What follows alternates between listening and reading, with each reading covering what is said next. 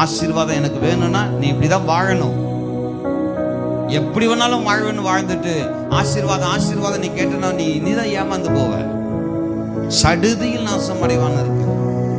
நிறைய வாலிப பிள்ளைகளை பார்க்கிறோம். அந்த கடைசி காலத்துல உலக காரியங்களுக்கு முக்கியத்துவம் கொடுத்து, உலக ஆசாபாசங்களுக்கு முக்கியத்துவம் கொடுத்து, உலகத்துடைய சூழ்நிலைகளுக்கு முக்கியத்துவம் கொடுத்து தங்களை ஒப்பு கொடுத்து ஓடுறாங்களே தவிர கடவுள்கிட்ட யாரும் ஓடி வர்றதில்லை, கடவுளை யாரும் தேடி வர்றதில்லை.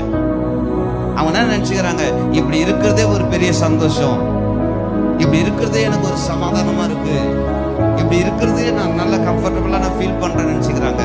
ஆனா ஒரு நாள் வருங்க, அது அப்ப பாஸ்டர்ல இயேசுவால கூட உங்களை காப்பாற்ற முடியாது. அவப்பன சொல்ல இயேசுவே உங்களை காப்பாற்ற முடியாது. ஏன்னா பைபிள் வசனத்துக்கு அவரும் கட்டுப்பட்டவர் தான். அவர் சொன்ன வார்த்தை தானே அது. அப்ப அவர் சொன்ன வார்த்தையை அவரே மீறினார்னா அப்புறம் அவர் எப்படி கடவுளா இருக்க முடியும்?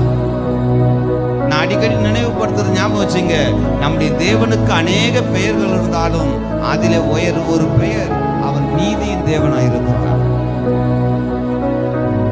அது யார் அவரு? அப்ப நீதியின் தேவன் என்ற பெயர் அவருக்கு இருக்கும்போது அவர் எப்படி நீதியை மீறுவாரு? சட்டத்தை எப்படி மீற முடியும்?